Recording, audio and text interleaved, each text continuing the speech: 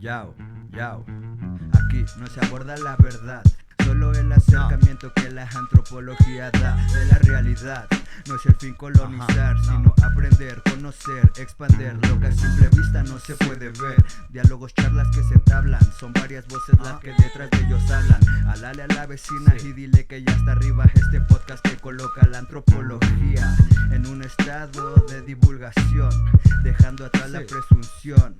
Para oreja y presta atención a lo que el app nos tiene preparado el día de hoy. Emic y Eti.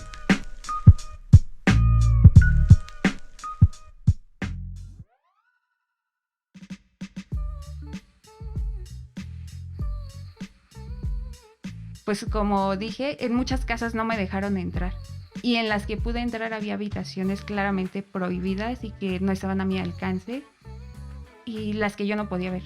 Sí, pues pueden sufrir algún accidente. A veces la gente pues las trata mal, ¿no? Justamente ellas dicen que a veces tienen que regresar a sus casas pues a seguir haciendo trabajo doméstico. A pesar de que pues ya son personas adultas y sus hijos también. O sea, nunca se termina como esta labor.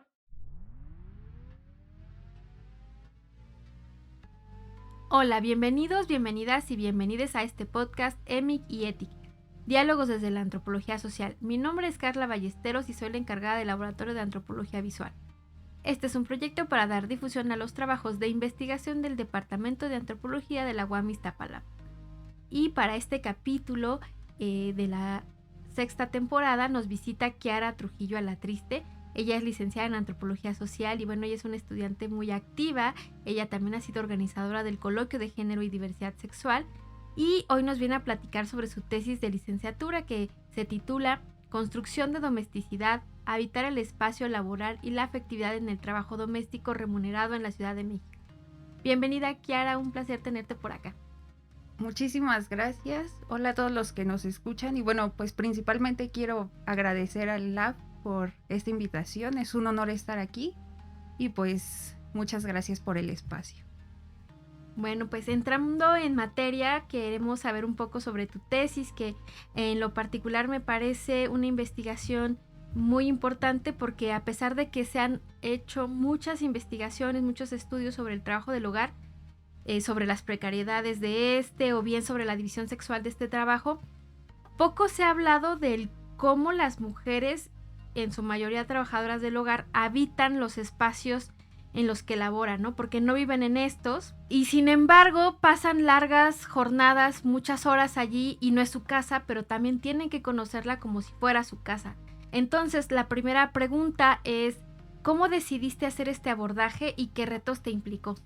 Pues para esta pregunta creo que hay que remontarnos al inicio de cuando se abrieron los proyectos de investigación. Yo sabía que siempre me ha interesado pues el tema del trabajo doméstico. En primer lugar porque pues soy mujer y yo hago trabajo doméstico en mi casa y pues desde mi hogar veo las diferencias y desigualdades entre yo y mis hermanos, ¿no? Porque pues cabe destacar que yo tengo puros hermanos hombres.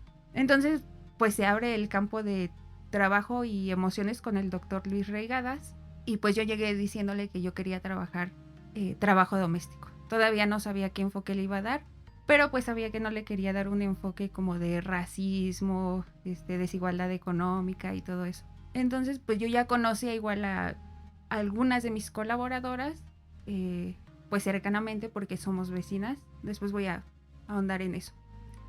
Entonces, pues ya, en clases y todo eso, en búsqueda de que yo quería un trabajo como que un poquito diferente a lo que se ha dicho del trabajo doméstico, pero pues siguiendo todavía esta línea de que pues en mi investigación todavía hablo de las dificultades que tienen ellas, pues recordando que tomé una clase de geografía cultural me parece, recuerdo que me llamaba mucho la atención el tema de las emociones en los espacios.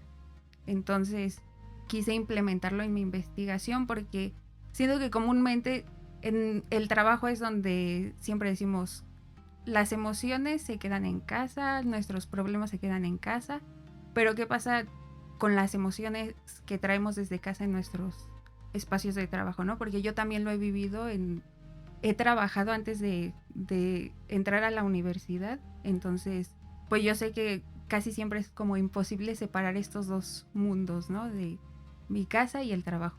Y con las trabajadoras domésticas, que justamente como dijiste en la introducción, pues tienen que conocer sus espacios laborales casi como si fueran suyos, pero no lo son. Entonces ahí fue donde a mí me surgió como esta curiosidad de saber cómo lo manejan ellas, o sea, si realmente habitan, no habitan, cómo manejan sus emociones, si realmente existe esta barrera entre las emociones que tienen en sus hogares y, o sea, dejan de sentirlas en el trabajo, o después cómo se transforman en sus lugares de trabajo o así. Oye, y con respecto a tus herramientas metodológicas, tu investigación también es muy completa porque expones a varios actores sociales, ¿no? En este caso a las empleadas y también a las empleadoras. ¿Cómo fue el acercamiento a cada una? E incluso acompañaste a varias de tus colaboradoras en toda su jornada laboral. ¿Cómo fue esa experiencia para ti? Bueno, pues fue medio sencillo, no voy a decir que fue fácil, pero como te decía que ya conocía algunas de ellas porque, pues sí, como dije, somos vecinas. Tuve en total 3 colaboradoras principales, trabajadoras del hogar. 2 de ellas residen en el Estado de México, en Chimalhuacán, que es donde yo vivo también. Viven en la misma colonia, no vivimos en la misma calle, pero sí en la misma colonia. Otra de ellas es de Iztapaluca, igual Estado de México. En el acompañamiento a sus lugares de trabajo, pues fue un poquito difícil porque pues están trabajando con empleadores, ¿no? Que tienen pues hasta cierto punto un nivel económico diferente a ellas, pero también a mí. Entonces pues en un inicio fue pues solamente acompañarlas al transporte público hasta la entrada de sus trabajos y regresarme a mi casa. Así que las que tuvieron que hablar con sus empleadores fueron ellas. Estamos ayudando a una persona que es universitaria y ya le contaron todo, ¿no? Entonces, obviamente no todos aceptaron, solamente pude entrar a 2 casas y creo que ahí pude darme cuenta de forma más cercana de la relación entre la empleadora y la empleada, ¿no?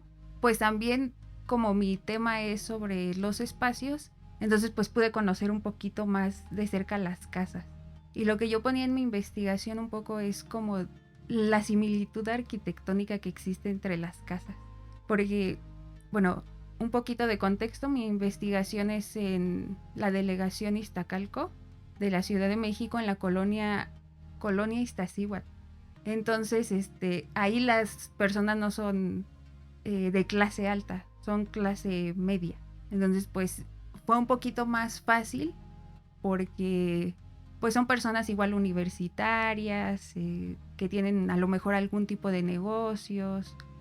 Entonces, pues ya, entrando a esas 2 casas, pues primero lo que sucedió primero fue acompañar a mis colaboradoras en sus labores diarias, ¿no? O sea, como ver más de cerca. Primero no me involucraba para nada, porque pues me daba miedo romper algo o algo así. Entonces era observar.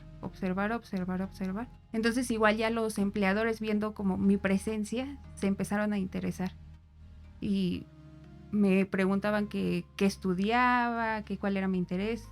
Una de ellas sí tuvo como un poquito más de cercanía conmigo y me dijo que pues cualquier cosa que se me ofreciera, su casa estaba abierta, que podía preguntar lo que yo quisiera. Y pues en general fueron muy amables. Me sirvió demasiado porque así pude ver ambas caras de la historia, ¿no? O sea, no solamente por el lado de que la trabajadora del hogar es una víctima y el empleador es una mala persona y que trata mal a sus empleados y todo eso. Entonces, pues sí, para mí en un principio pues fue un poquito frustrante porque se me decía que era muy difícil entrar a las casas, que a lo mejor no iba a poder acompañarlas y todo eso, porque pues además el trabajo doméstico pues también es una labor que ocupa demasiado tiempo del día de las trabajadoras. O sea, igual siento que al ser tan pesado, al terminar sus jornadas, ellas ya ni siquiera quieren pues platicar al respecto, ¿no? Entonces, pues sí, en un inicio fue como ser paciente, ser totalmente paciente y pues esperar el momento, porque pues tampoco iba a poner en riesgo el trabajo de mis colaboradores. Bien, oye, y otra herramienta que también pusiste en práctica y que personalmente me gusta muchísimo es el uso de dibujos, ¿no? Que es una herramienta muy potente y justamente igual cuando se trabaja temas de emociones o cosas mucho más abstractas. ¿Cómo fue para ti usarla y qué resultados te dio? Bueno, eso se me ocurrió no en un inicio de la investigación, sino ya casi al final, porque, pues como dije, en muchas casas no me dejaron entrar. Y en las que pude entrar había habitaciones claramente prohibidas y que no estaban a mi alcance, y las que yo no podía ver. Entonces, pues creo que la herramienta que me ayudó fue eso, ¿no? Pensar en que pues yo no iba a poder ver esos espacios, pero que las trabajadoras sí los conocían. Entonces, pues desde su perspectiva, que ellas ilustraran cómo eran esos espacios y cómo los veían ellas. Porque no es lo mismo a cómo los vi yo cuando fui a mis visitas a observar y a participar en ello, a cómo los ven ellas día a día. Y más porque pues ellas ya llevan muchísimos años. O sea, otra cosa que no mencioné es que pues en mi investigación las 3 colaboradoras vienen de contextos muy similares, tienen edades entre 60 y 65 años de edad, o sea, ya son personas adultas y pues vienen del Estado de México, ¿no? No nacieron allí, pero por cuestiones familiares, de violencia familiar, de violencia igual doméstica, con sus parejas o por cuestiones económicas se tuvieron que mover de espacios, ¿no? Entonces, pues encuentran que el trabajo doméstico les da como todo esto de poder mantener a sus hijos, de conocer la ciudad y de tener tiempo igual para poder atender a sus propios hijos, deciden pues venirse a estos espacios. Entonces, pues ya llevando tantos años, ellas ya perciben estos espacios de otra forma. Entonces creo que es importante sí saber lo que vio uno como antropólogo o antropóloga, pero también qué están viendo mis colaboradores. Entonces pues los dibujos sí nos ayudan mucho como a tener la perspectiva del otro. Y en tu capítulo 3 nos hablas de las implicaciones emocionales que se desarrollan entre las mujeres trabajadoras. También pues queremos saber cuáles fueron tus hallazgos. Bueno, un aspecto muy importante siendo que es el transporte público. Como saben, bueno, como muchos saben, las personas que vivimos en el Estado de México tenemos que hacer como larguísimas jornadas para llegar a nuestro destino, ya sea trabajo, escuela, etcétera. Entonces, bueno, las empleadas, las trabajadoras del hogar, suelen hacer como más amistad o conocer gente en el transporte público, porque suelen verse pues diariamente con personas que ya se vuelven hasta cierto punto conocidas, porque pues convergen en estos espacios, ¿no? Entonces comienzan, no sé, platicando, dándose cuenta que tienen muchísimas cosas en común y empiezan a acercarse. Entonces, pues en el transcurso de los días, de los meses, se comienza como a fortalecer el vínculo entre ellas. Ya empiezan a intercambiar números telefónicos, a hacerse llamadas para saber en dónde se encuentran, si ese mismo día no pudieron encontrarse en el mismo lugar de encuentro de siempre. Entonces intercambian números de teléfono, comienzan a mensajearse, a pesar de que de su edad pues sí están como sumergidas ya en la tecnología, ¿no? Y eso les ayuda pues igual a fortalecer el vínculo. Entonces acuerdan y y se van a desayunar juntas, a tomar un café.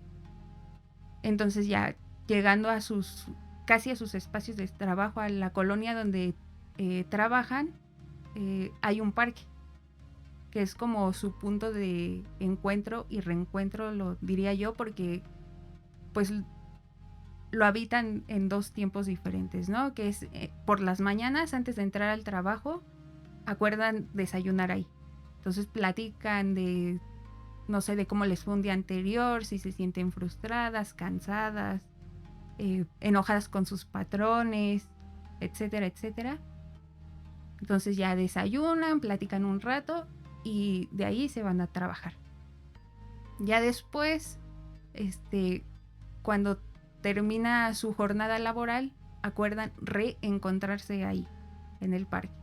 Y asimismo pueden pensar en, vamos a comer algo, a compartir algo, y vuelven a platicar de cómo fue su jornada laboral, de que si se sienten cansadas, y así igual se acompañan. Entonces pues se van creando lazos de amistad, más allá de simplemente ser colegas, crean una amistad, crean lazos de apoyo y se cuidan mutuamente, porque pues en el transporte público y también al ser personas ya de cierta edad, pues pueden sufrir algún accidente, a veces la gente pues las trata mal, ¿no? También el transporte público. Entonces pues ya se desenvuelven como de esa manera, se apoyan mutuamente y pues no solamente queda en el somos colegas de trabajo. Que es otro también aspecto de tu tesis que es importante, ¿no? Esta reivindicación de los espacios públicos y también del ocio que las mujeres se encuentran para resistir. ¿Cómo decides también tomar esto en cuenta y cómo te llamó la atención y qué significa también en términos de tu investigación? Pues yo me di cuenta de esto porque justamente acompañándolas, ¿no? Siempre se ponían de acuerdo justo para, vamos a vernos en, no sé, en el metro Tepalcates para comprar nuestro desayuno y de ahí vamos a ir al parque justamente a hacer como estos intercambios pues de emociones, ¿no? Porque pues se siguen como manejando las emociones que tuvieron a lo mejor durante toda la semana, el día anterior, o incluso emociones que traen desde su casa, ¿no? Como problemas familiares. Entonces pues me di cuenta que su amistad o su relación iba más allá de simplemente ser trabajadoras del hogar, pues justamente, ¿no? Esa, la comunicación. Siempre acordaban como de, pues hay que ir a un museo, hay que ir a algún parque o algo así. Y justamente algunas de ellas platican que pues este trabajo les ayudó a conocer más la ciudad. O sea, como que justamente también reivindican la labor doméstica porque pues a ellas lo ven como algo que les abrió un nuevo mundo. E incluso lo llegan a tomar como un conocimiento, ¿no? O sea, conocer espacios de la ciudad, ciertos espacios de la ciudad como los museos, los teatros, los parques, pues es un conocimiento para ellas. Pues justamente acuerdan en salir o pues estar en otros espacios más allá del laboral. Entonces, pues yo me di cuenta que eso es muy importante para ellas porque ellas lo ven como salir de la rutina. O sea, no solamente de voy a trabajar, de mi casa voy al trabajo y del trabajo a mi casa, sino que pues van más allá, ¿no? Al estar en la ciudad pues también existe la posibilidad de moverse rápidamente a otros espacios y conocer, pues justamente como decía, los museos, los teatros, los parques, etcétera. Y es muy importante para ellas porque pues son otros puntos de encuentro en los que pues pueden sacar como estas frustraciones que traen de sus casas, del trabajo. Justamente ellas dicen que a veces tienen que regresar a sus casas pues a seguir haciendo trabajo doméstico, a pesar de que pues ya son personas adultas y sus hijos también. O sea, nunca se termina como esta labor. Pues eso las ha ayudado muchísimo a continuar, porque las saca de la rutina ahora sí, más que nada. Claro, y esas redes de apoyo y soporte pues son justamente muy relevantes y un poco también me gustaría retomar el tema de las emociones, cuáles fueron como las más recurrentes ¿Y cómo hiciste tú para investigar sobre estas? Bueno, pues en primer lugar creo que las emociones pues es algo que no podemos ver y pues fue un poquito complejo, pero pues ya platicando y poniendo atención creo que relacionas lo que te dicen a la emoción. No es tal cual como que ellas me dijeran me siento triste, me siento frustrada, me siento cansada, sino que escuchando sus historias de vida y lo que me contaban día con día en mis visitas, pues yo relacionaba eso con ciertas emociones. Como por ejemplo una de ellas me contó acerca de pues su frustración acerca de que ella quería que su hija estudiara una carrera universitaria, pero que su hija terminó embarazada y por ende tuvo que hacer la misma labor que ella, tuvo que convertirse en trabajadora del hogar. Y ella me dijo que pues sentía que su hija había fracasado. Entonces yo relacioné eso con frustración, estrés, ¿no? De esperar que su hija mejorara pues su vida familiar y que pues no fuera madre soltera como ella, o sea, no repetir la historia, ¿no? O sea, como que se sienten frustradas de que tal vez sus hijos no lograron lo que ellas querían y se sienten frustradas respecto a que sus hijos tengan que vivir las mismas situaciones que ellas, ¿no? Otro ejemplo sería como pues el enojo hacia ciertas conductas de sus patrones.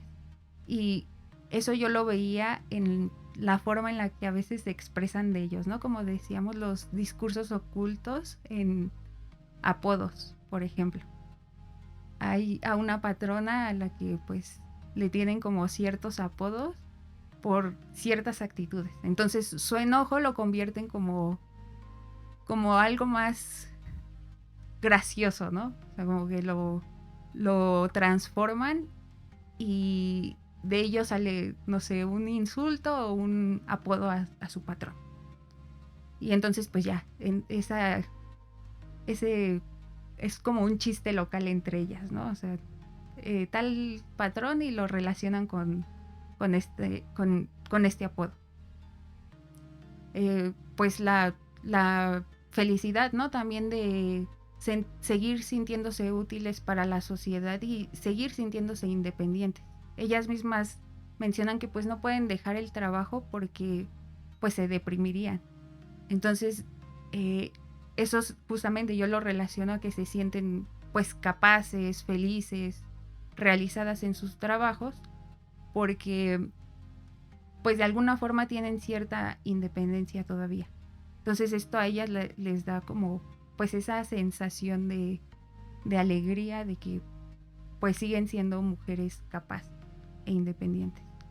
Y pues así, una lista de pues de acciones o de cosas que ellas dicen durante mi estancia en el trabajo de campo, y pues justamente así lo relacioné con cada emoción, porque pues sí, justamente no es fácil como hacer un estudio de las emociones pues desde la óptica de la antropología, ¿no? Porque no somos psicólogos y no vamos a preguntarles directamente qué sienten. Incluso pues también se vio la nostalgia, porque ellas y sus patrones comparten casi la misma edad. Entonces pues se ponían a platicar de cómo era la ciudad antes, cómo era el Zócalo antes. Entonces pues platicando de ello se puede notar la nostalgia que comparten. Hay como un sentimiento compartido con sus empleadores de cómo eran los espacios en la ciudad antes. Entonces pues sí podemos ver que tanto la empleada como el empleador pueden compartir pues ciertos sentimientos, incluso en el trabajo de cuidados, ¿no? Que es algo que también realizan las trabajadoras.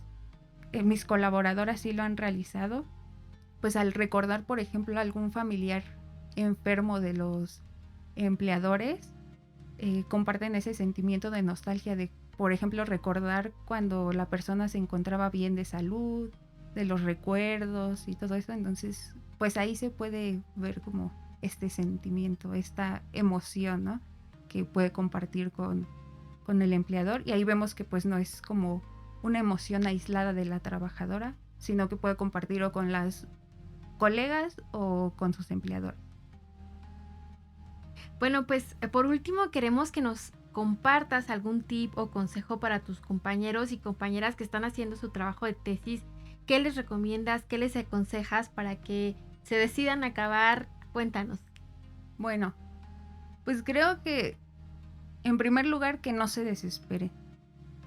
Es muy complejo delimitar un tema de investigación porque incluso cuando piensas que ya lo tienes y vas a campo, te das cuenta de que realmente no tienes todavía tu tema como esperabas, ¿no? Porque tal vez en mi caso yo fui con una idea a campo, yo fui con la idea de que iba a estudiar el espacio laboral y a la hora salieron pues los otros espacios mencionados, ¿no? El transporte, el parque, los museos, etcétera, etcétera.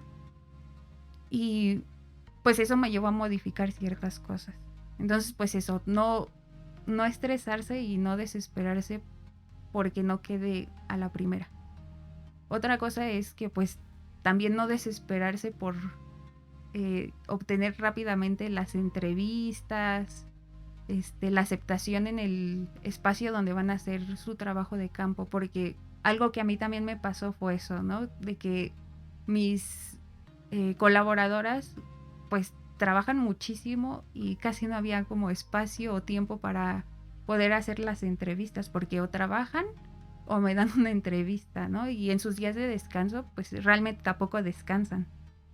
Entonces pues eso, que sean muy pacientes, que todo lo que observen en campo les va a ayudar mucho. O sea, aunque ese día hayas planeado una entrevista y no te la den, pues también dice algo, ¿no? O sea, también es un dato para tu trabajo.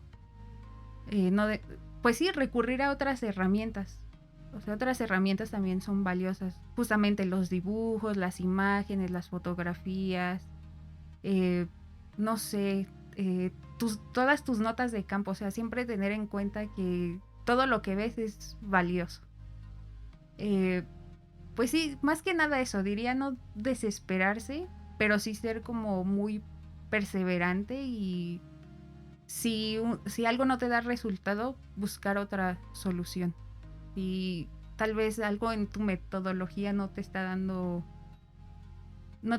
resultados, buscar otras técnicas, otras opciones. Y pues yo diría que no dejar en ningún momento la escritura. O sea, tal vez no tengas un capitulado o algo así, pero puedes empezar a redactar cualquier cosa que en un futuro te va a servir para la escritura de la tesis. Pues sí, es un proceso muy complejo, pero pues también yo les diría que busquen redes de apoyo en sus amistades y también pueden buscar apoyo en sus profesores. A quien más le tengan confianza, pues le pueden pedir algún consejo. Bueno, eso fue lo que yo hice también, pedir consejos y pues siempre esperar ayuda, ¿no? O sea, no querer hacer todos solos y no ser perfeccionistas tampoco, porque eso también me pasó. Creo que querer buscar la perfección pues nunca nos va a llevar a nada y no va a dar resultado. Entonces pues mi consejo también es pues dejar que fluya, pero no dejar de hacer las cosas. O sea, tener siempre varios planes. O sea, siempre hay que estar abiertos a que las cosas pueden darse a la primera o no, pero que pues ese no es el fin y que podemos buscar otras soluciones. Pues eso, apóyense en la gente en la que más confían, en sus profesores, en su familia si pueden también, y pues eso sería el consejo de mi parte. Muchísimas gracias, Kiara, es un placer tenerte por acá con nosotros. Esto fue EMIC y ETIC, Diálogos desde la Antropología Social. Nos vemos en la siguiente temporada. Rectora de la Unidad Iztapalapa, Verónica Medina Bañuelos. Secretario de la Unidad, Javier Rodríguez Laguna. Directora de la División de Ciencias Sociales y Humanidades, Sonia Pérez Toledo. Jefa del Departamento de Antropología, Rocío Gil Martínez de Escobar. Encargada del Laboratorio de Antropología antropología visual y de la preproducción, Carla Ballesteros. La producción y edición de audio está a cargo de Juan Ortiz. Y la música original es de Tenoch.